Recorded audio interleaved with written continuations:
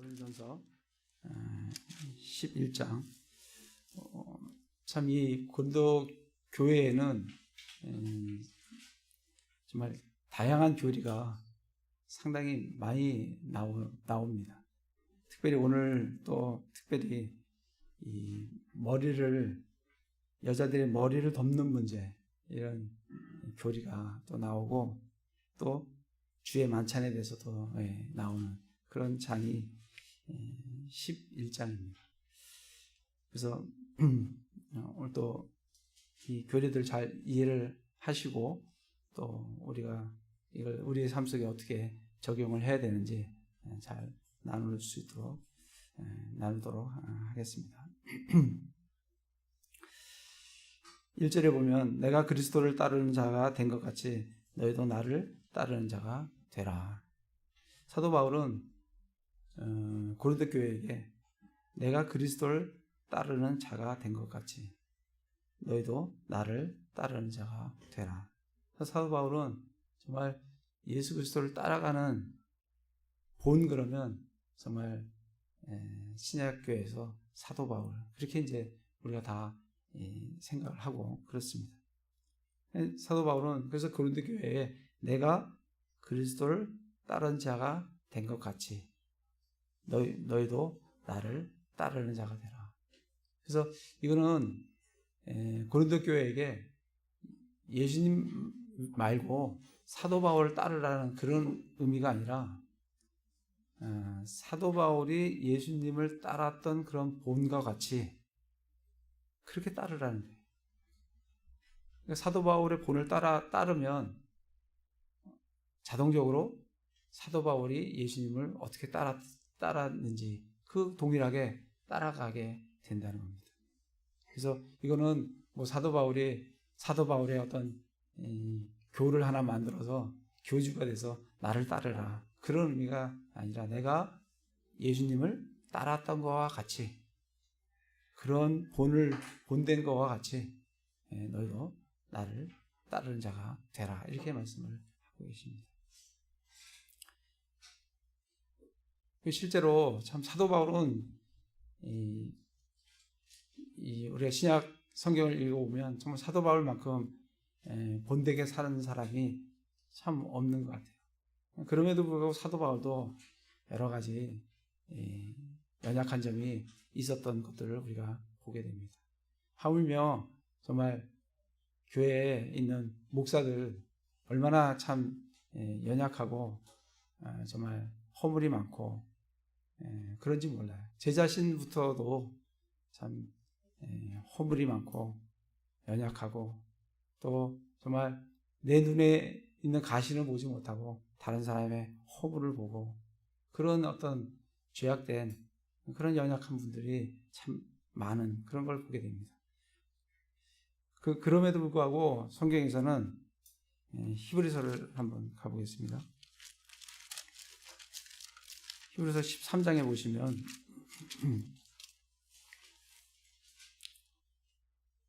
히브리서 13장 7절, 사도 바울이 나를 따르는 자가 되라라고 그렇게 일러준 그 말씀에는 히브리서 13장 7절에 보면 하나님의 말씀을 너에게 일러주고 너희를 다스리는 자들을 기억하며 그들의 행실의 결말을 깊이 살펴보고 그들의 믿음을 따르라, 이렇게 되어 있습니다. 목사들이 정말 연약한 그런 사람들이고 허물이 많은 사람들이지만은 성경에서는 그러한 교회의 목사들을 성경에서는 그의 다스린 자들을 기억하며 그의 행실의 결말을 깊이 있게 살펴보고 그들의 믿음을 따르라고 합니다. 17절에도 보면 13장 17절입니다. 너희를 다스리는 자들에게 순종하고 복종하라. 그들은 마치 자기가 회개 보고할 자인 것 같이 너희 혼을 위해 깨어있나니 그들이 기쁨으로 그것을 하게 하고 근심으로 하게 하지 말라. 그것은 너희에게 유익을 주지 못하느니라. 그래서 순종하고 복종을 하라는 겁니다.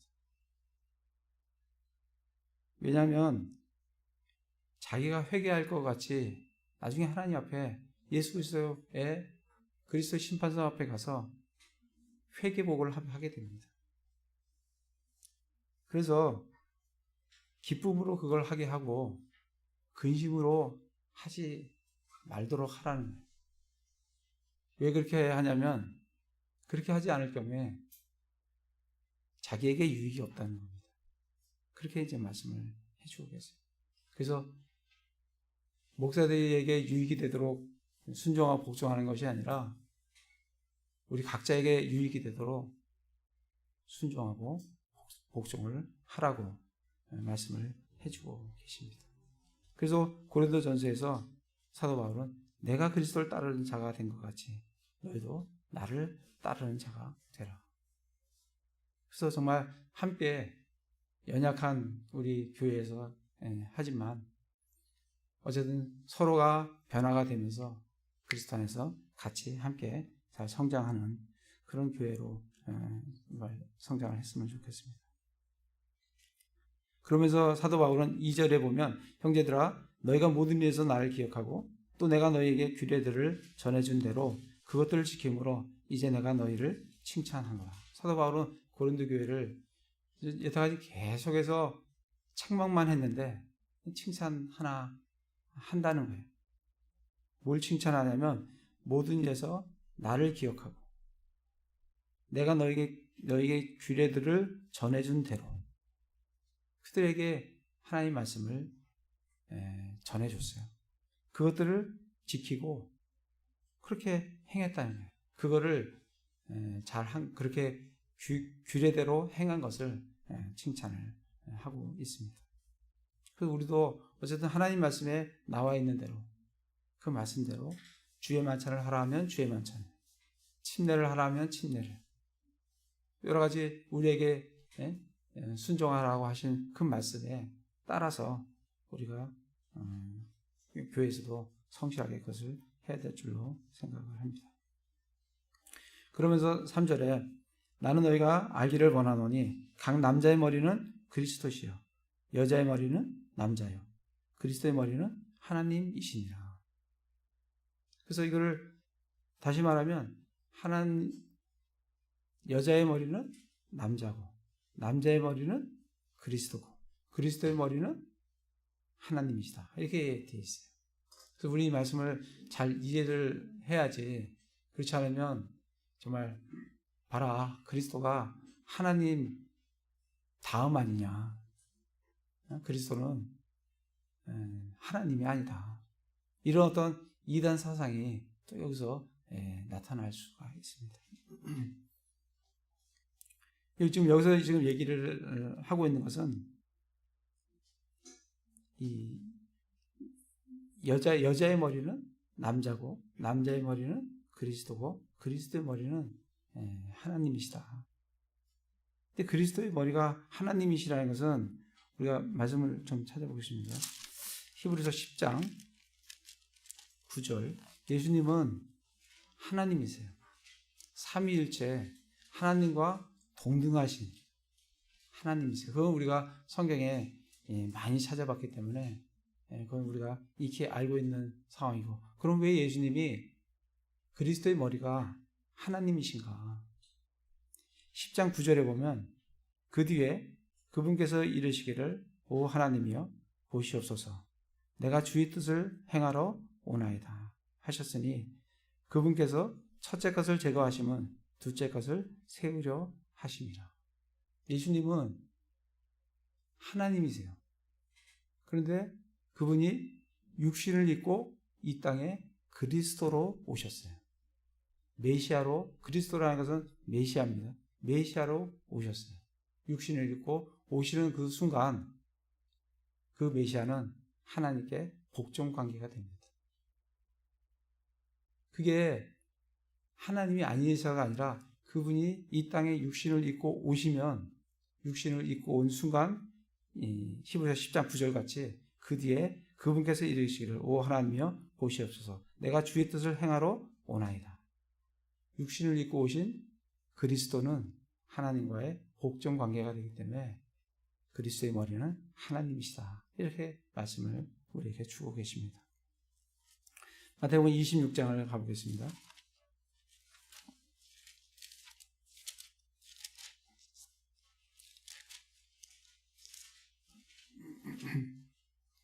마태복음 26장 39절에 조금 멀리 가사 얼굴을 대고 엎드려 기도하여 이르시되 오 내 아버지여 가능하시거든 이 잔을 내게서 지나가게 하시옵소서. 그러나 내 뜻대로 하지 마옵시고 아버지 뜻대로 하옵소서 하시고는 예수님께서 이 땅에 계실 때 하나님의 뜻대로 그 뜻대로 순종하며 복종을 했습니다. 그런 의미에서 그리스도의 머리는 하나님이세요. 그래서 고린도전서에 그 말씀을 우리에게 주고 있습니다. 고린도전서에 다시 와서 각 남자의 머리는 그리스도요 여자의 머리는 남자요 그리스도의 머리는 하나님이시니라. 그래서 그 말씀을 잘 이해를 좀 하셨으면 좋겠습니다. 그러면서 4절에 머리를 덮은 채 기도하거나 대언하는 남자는 다 자기 머리를 욕되게 하거니와. 여기서 머리를 덮는 문제가 이제 나와요. 그래서 지금 우리 이 덮는 문제는 그 카톨릭에 가면 미사 드릴 때 이게 뭐 하얀 너울인가요? 이런 걸 쓰고 드리는 거 있잖아요.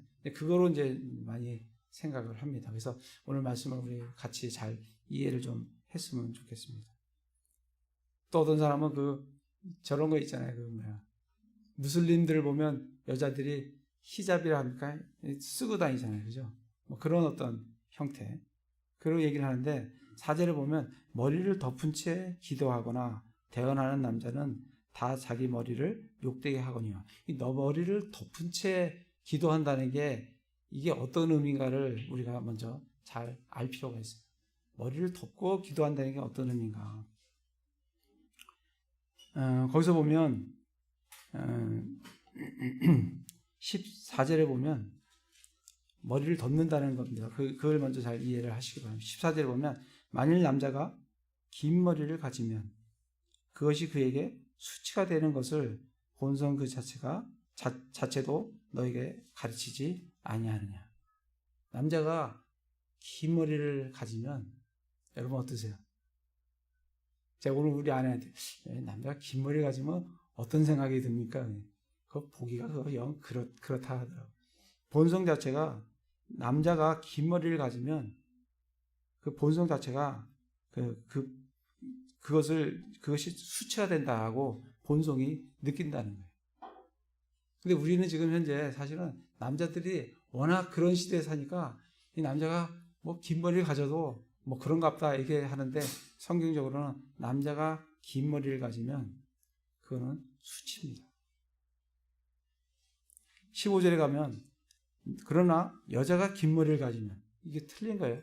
여자가 긴 머리를 가지면 그것은 그녀에게 영광이 되나니 여자의 머리는 덮는 것으로 주어졌느니라. 우리는 본문을 잘 읽으셔야 돼요. 아까 머리를 덮은 채 기도한다 할 때 덮는데 뭐 갖고 덮냐면 너울로 덮는 것이 아니고 하나님께서 덮는 용으로 뭘 주셨다고요? 여자에게 긴 머리를 주셨다고요. 여자에게 긴 머리를 주신 이유는 남자가 긴 머리를 하면 그건 수치입니다. 14절에 그렇게 돼 있어요. 그 본문을 잘 읽으셔야 돼요. 남자가 긴 머리를 가지면 그건 수치예요.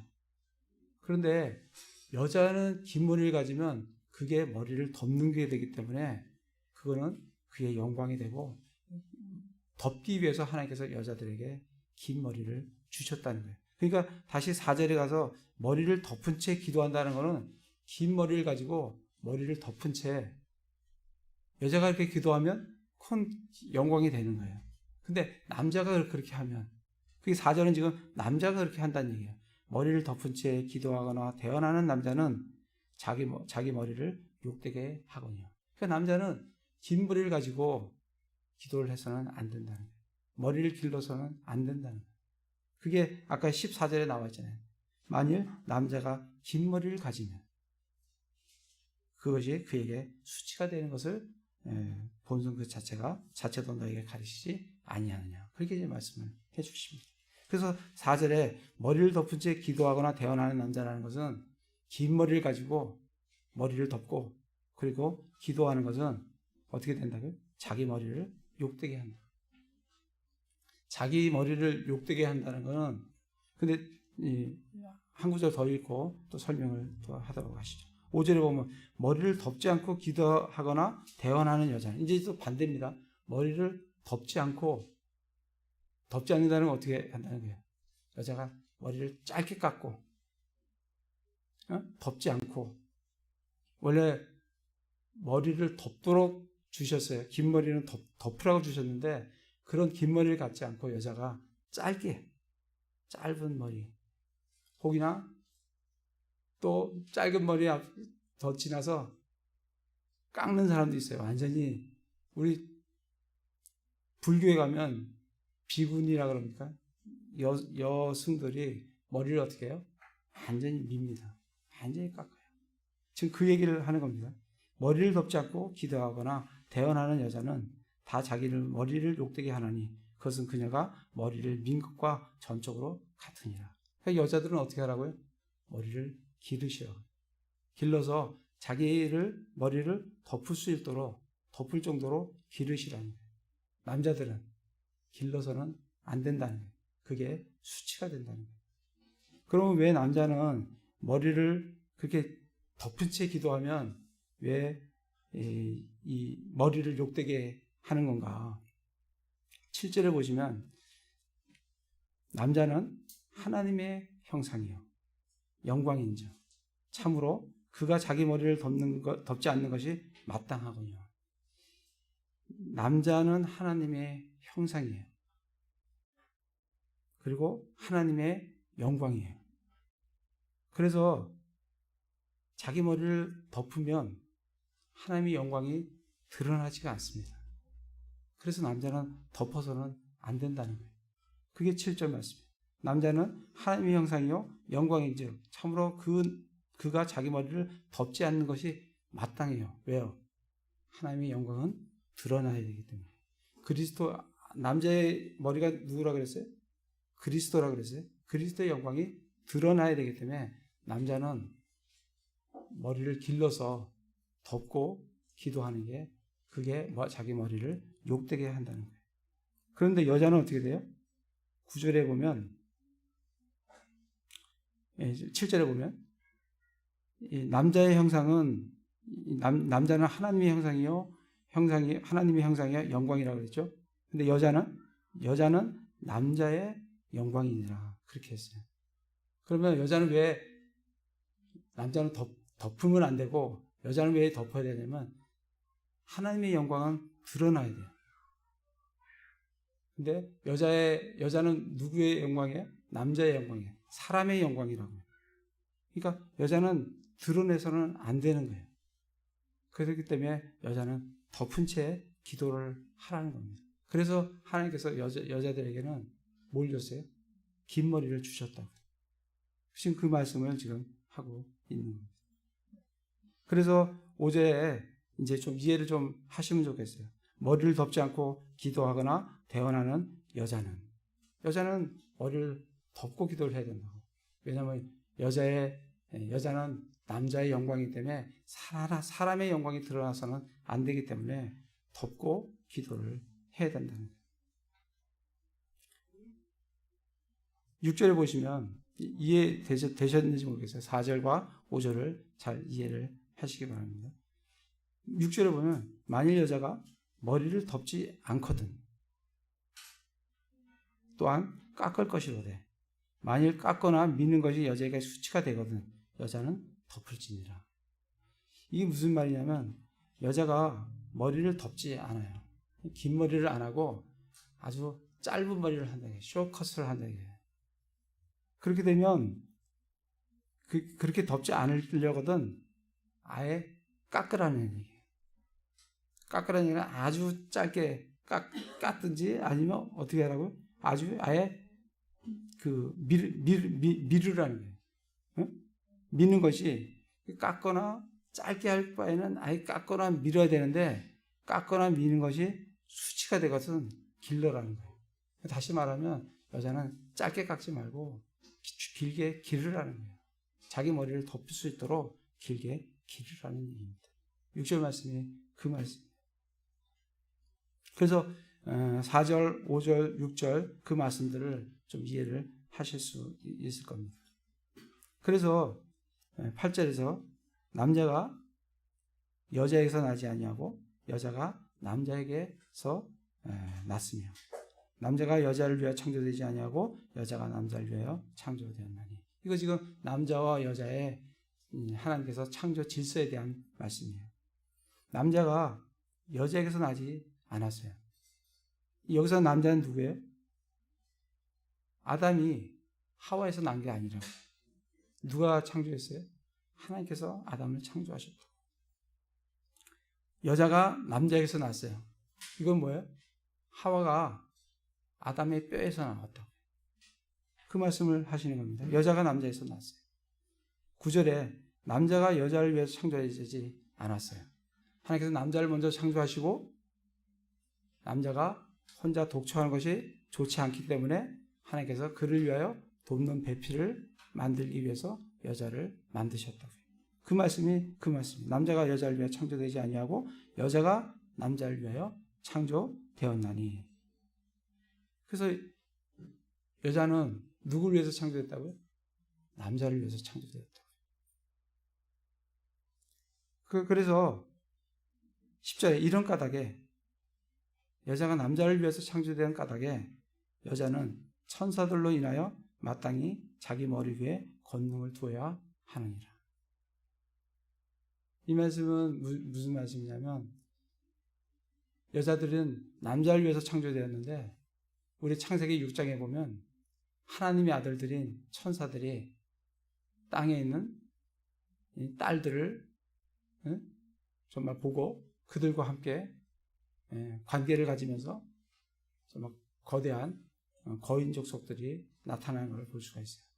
천사들도 그런 어떤 기능들을 가지고 있다는 겁니다. 그래서 지금 말씀하시기를 여자들은 나는 남자를 위해서 창조된 내 위에 권능이 있다는 것을 나타내도록 여자는 천사들로 인하여 천사들이 그것을 범하지 못하도록 마땅히 자기 머리 위에 권능을 딱 두고 나는 누구의 권능 아래에 있다. 그렇게 머리를 기르라는 얘기예요. 다시 말하면 이 비구니들 있잖아요. 그거는 머리를 밀잖아요. 그건 무슨 얘기냐면 내게는 권능이 없습니다. 내 위에 권능이 없습니다. 그건 뭘 기다리는 거냐면 나중에 내가 천사와도 충분한 관계를 가질 수 있습니다. 라는 표시로 그렇게 하는 겁니다. 그래서 지금 이 10절 말씀이 그 말씀이에요. 이런 까닭에 여자들은 천사들로 인하여 천사들이 그것을 하지 못하도록 내 위에 권능이 있습니다. 라는 권능을 두도록 여자들은 마땅히 자기 머리 위에 권능을 두라. 권능을 둔다는 얘기 뭐예요? 머리를 기르라는 얘기. 머리를 덮고 그렇게 하라는 거 말씀을 하고 계시는 겁니다. 11절에 그럼에도 불구하고 주 안에서는 여자 없이 남자가 있지 아니하고 남자 없이 여자가 있지 아니하니 여자가 남자에게서 난 것 같이 남자도 또한 여자로 말미암아 낳느니라. 그러나 모든 것이 하나님에게서 낳느니라.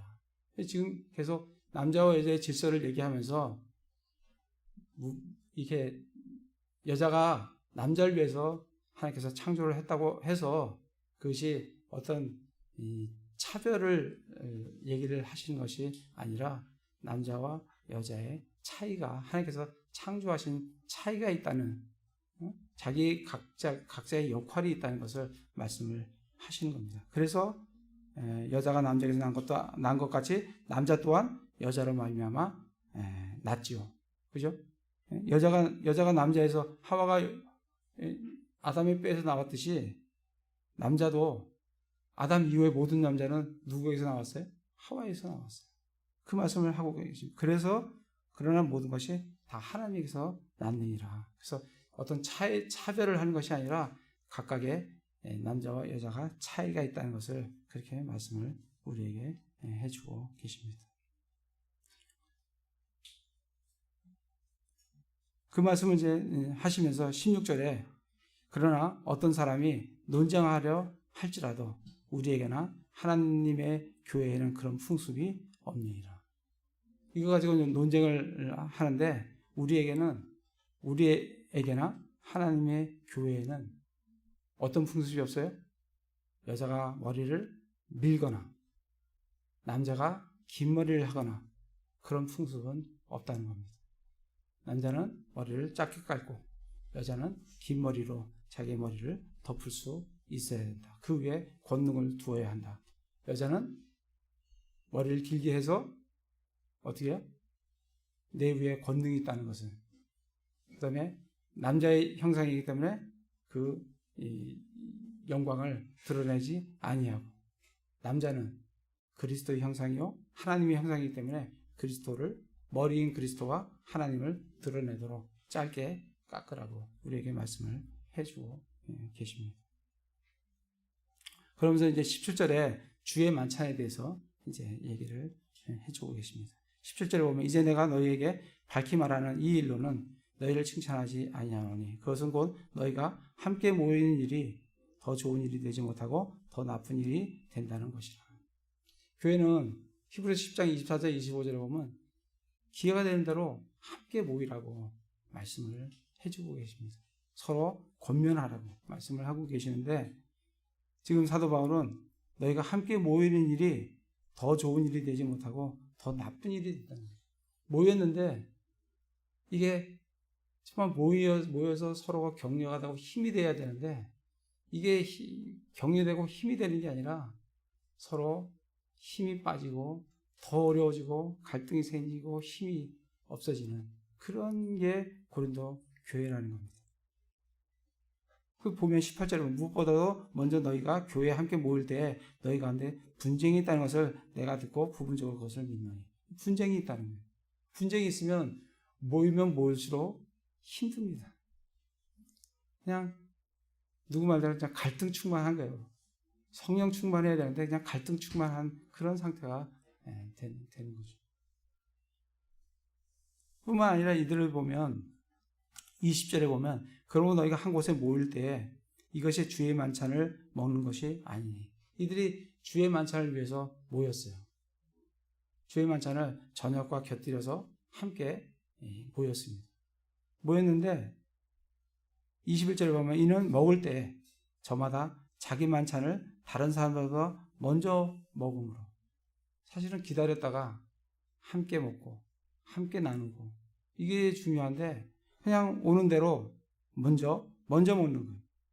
그러니까 한 사람은 시장하고 다 먹어버렸으니까 없으면 먹을 것이 없으면 시장한 거예요. 한 사람은 시장하고 다른 사람은 너무 많이 먹어서 한 잔까지 곁들여야든지 취해 있고 그런 어떤 이 모임의 결과들이 나온다는 거예요. 22절에 도대체 무슨 말이냐? 너희가 먹고 마실 집이 없느냐? 너희가 하나님의 교회를 업신여기고 없는 자들을 부끄럽게 하느냐? 내가 너에게 무슨 말을 하랴? 내가 이 일로 너희를 칭찬하랴? 너희를 칭찬하지 아니하노라. 지금 고린도 교회가 모여서 함께 주의 만찬을 정말 질서 있게 해야 되는데 그냥 오면 기다리지 않고 먼저 먹고 어떤 사람은 너무 많이 먹어서 취해 있고 어떤 사람은 먹지 못해서 배가 고프고 시장하고 그런 모임이 됐기 때문에 모이는 것이 오히려 더 안 좋은 것이 되었다는 거예요. 33절을 가보십시오. 33절에 보면 그러므로 내 형제들아 너희가 먹으려고 함께 모일 때 서로 기다리라고 기다렸다가 같이 먹으라고 그렇게 이제 말씀을 해주고 계십니다. 오히려 34절에 보면 만일 누군지 시장하거든 집에서 먹고 와라. 여기 와서 그냥 시장하다가 먼저 먹고 질서 없게 하지 말고 오히려 그러려거든 집에서 먹고 와라. 그런 이제 말씀을 해주고 계십니다. 그게 왜냐하면 고린도 교회에 그런 질서 없는 그런 것들이 이루어졌기 때문에 그렇습니다. 그러면서 19절에 인정받는 자들이 너희 가운데 밝히 드러나려면 너희 가운데 반드시 이단 파당도 있어야 하느니라. 정말 교회에 이단 파당이 있어서는 안 되는 거죠. 안 되는데 사도 바울은 뭐라고 말씀하시냐면 인정받는 자들이 너희 가운데 밝히 드러나려면 너희 가운데 반드시요. 그러니까 이 로컬 처치에 이 지역교회 안에는 이단 파당들도 있다는 겁니다. 그 이단 파당들이 있어야 뭐가 드러나요? 인정받는 자들이 밝게 드러난다는 거예요. 그렇게 말씀해요. 그래서 정말 이 로컬 처치에는 사실 우주적인 그리스도의 몸, 우리가 예수 그리스도를 믿으면 그 예수 그리스도 몸 안으로 들어가지 않습니까? 예수님이 머리시고 우리 교회가 몸이에요. 거기에는 이단이 없습니다. 거기는 구원받은 사람들만 들어가요. 그런데 이 지역교회는 그렇지가 않아요. 여기는 믿는 사람들의 모임인 이 지역교회이지만 여기에는 믿지 않는 사람들도 올 수 있고 믿었다고 하는데 믿음이 불분명한 사람들도 오고 여러 사람들이 많이 옵니다. 어떤 경우에는 이단 파당들도 온다는 거예요. 그래서 우리가 하나님의 말씀에 깨어있고 말씀의 교리에 분명히 우리가 잘 서 있으면 우리가 그걸 잘 분별해낼 수가 있습니다. 그러면서 주의 만찬에 대해서 말씀을 23절부터 해주고 있습니다. 우리는 이 주의 만찬에 대해서는 사실 몇 번 이 말씀을 많이 나눴습니다. 그래서 오늘은 뭐 짧게 나누도록 그렇게 하겠습니다.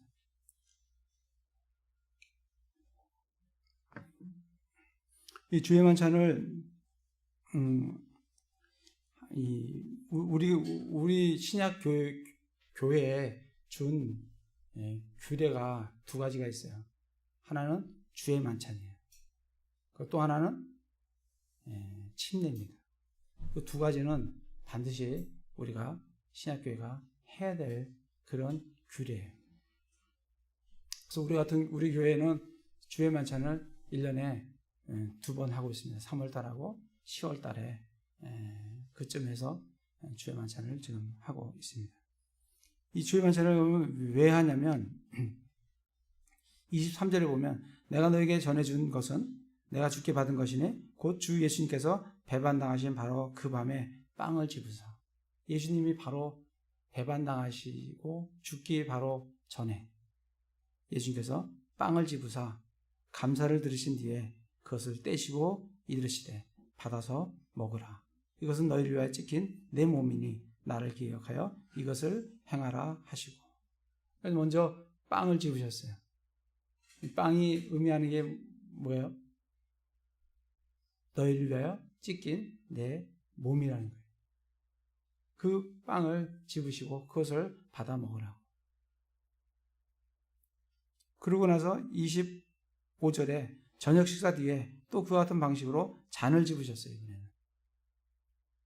이 잔은 내 피로 세우는 새 상속 언약이니 너희가 그것을 마실 때마다 나를 기억하여 이것을 행하라. 여기서 지금 말씀 공통되게 나오는 말씀이 내 몸이니 나를 기억하여 이것을 행하라. 25절에도 그것을 마실 때마다 나를 기억하여 이것을 행하라. 그래서 우리가 주의 만찬을 행할 때 우리가 뭘 기억하면서 해야 되냐면 나를 위해 찢기신 예수 그리스도의 몸과 나를 위해서 흘려주신 예수 그리스도의 새 상속 언약의 피를 기억하면서 그 만찬을 행하면서 그 빵을 먹고 그리고 그 잔을 마시게 됩니다. 그래서 기억하라는 거예요. 사실 이 기억이라는 게 굉장히 중요해요. 언제까지 그러면 이거를 해야 되느냐? 26절에 보면 너희가 이 빵을 먹고 이 잔을 마실 때마다 주의 죽으심을 그분께서 오실 때까지 보이기 때문이니라. 언제까지 해야 되냐면 주님이 오실 때까지. 그거로, 그 만찬으로 주님의 죽으심을 보이라는 거예요. 기억하면서 그 만찬을 통해서 예수님의 죽으심을, 그분이 나를 위해서 찢기신 몸과 나를 위해서 피 흘리신 그 피를 기억하면서 그분의 죽으심을 기억하면서 그 만찬을 행하라고 말씀을 해주고 계십니다. 우리는 정말 자주 잊어버리는 사람이 잘 기억할 것 같아도 자주 잊어버립니다. 베드로후서 한번 가보겠습니다.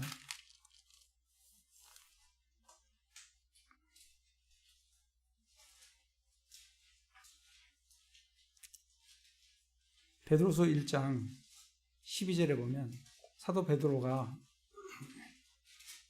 이렇게 말씀을 하고 계십니다. 그러므로 비록 너희가 이것들을 알고 현재의 진리에 굳게 서 있을지라도, 그들이 굳게 진리의 가운데 서 있어요. 있을지라도 너희가 항상 그것들을 기억하는 일에 내가 게으르지 아니하리라. 그들이 굳게 서 있어요.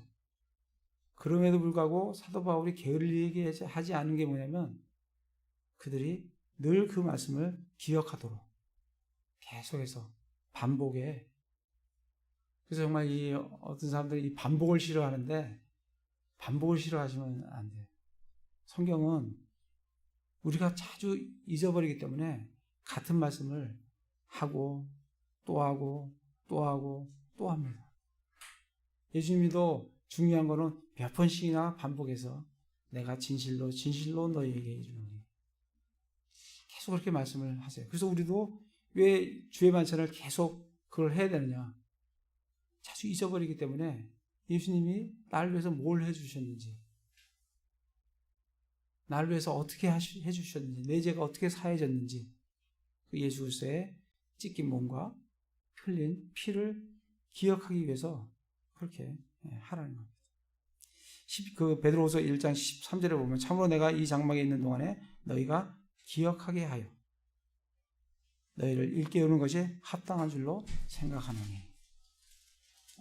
15절 또한 내가 떠나간 뒤에도 너희가 항상 이것들을 기억할 수 있도록 내가 애쓰노라. 그래서 우리는 지속적으로 반복해서 하나님 말씀이 내게 뭐라고 말씀을 하시는지 지속적으로 말씀을 보고 또 보고 또 보는, 중요한 거는 더 열심히 그렇게 기억을 하라는 겁니다. 사도 바울이 그 고린도서 11장 2절에도 보면 형제들아 너희가 모든 일에서 나를 기억하고, 사도 바울이 그들에게 전해진 그 규례들을 그걸 기억해서 그걸 계속 했다는 겁니다. 그걸 칭찬하고 지금 있습니다. 그래서 우리가 주의 만찬을 왜 하느냐? 주님이 어떻게 하셨는지를, 나를 위해서 뭘 해주셨는지 그걸 기억해서 그 빵을 먹고 그 잔을 마시게 됩니다. 근데 그 빵을 잘못되게 또 합당치 않게 먹게 되면 이제 죄가 있다라고 말씀을 해주고 계십니다. 28절에 보면 27절에 그러므로 누구든지 이 빵과 이 잔을 합당하지 않게 먹고 마시는 자는 주의 몸과 피에 대하여 죄가 있으리라. 오직 사람이 자기를 살피고 그 뒤에 그 빵을 먹고 그 잔을 마실지니. 그래서 주의 만찬에 참여하기 위해서는 먼저 자신을 살펴야 돼요. 먼저 누가 여기에 참여할 수 있냐면 예수 그리스도가 하나님이요, 하나님의 아들이시오, 또 육신을 입고 이 땅에 오신 그리스도라는 것을 믿고 그분이 나를 위해서 십자가에 죽으셨고 그리고 그분이 부활을 하셨다는 것을 분명히 믿고 구원받은 사람이 이 만찬에, 이 주의 만찬에 참여할 수가 있습니다. 그걸 살피라는 거예요. 또 어떤 면에서 살펴야 되냐면 내 자신이 주의 만찬 하기 전에 내 삶이 어떤지 자기의 모습을 살펴보라는 거예요. 그리고 그 빵과 그 잔을 먹으라고 말씀을 하고 계십니다. 그렇게 안 되면 어떻게 돼요? 30절에 이런 까닭에 너희 가운데 약한 자와 병든 자도 많고 잠자는 자도 많도다. 그것으로 인해서 잘못된 결과들이 나올 수 있다고 말씀을 해주고 계십니다. 실제로 잠자는 자, 죽은 자들도 있다라고 말씀을 해주고 계십니다. 31절에 만일 우리가 우리 자신을 판단하려 하면 판단을 받지 아니하려니와. 그래서 우리가 늘 말씀을 비추어서 우리 자신을 판단을 해야 돼요. 우리 자신의 말씀에 비춰서 어떤 상태인지 우리 자신을 잘 판단을 하면 우리가 판단을 받지 않습니다. 하나님으로부터 판단을 받지 않는다는 얘기예요. 근데 우리가 그걸 게을리하고 하면 우리가 판단을 받게 돼요.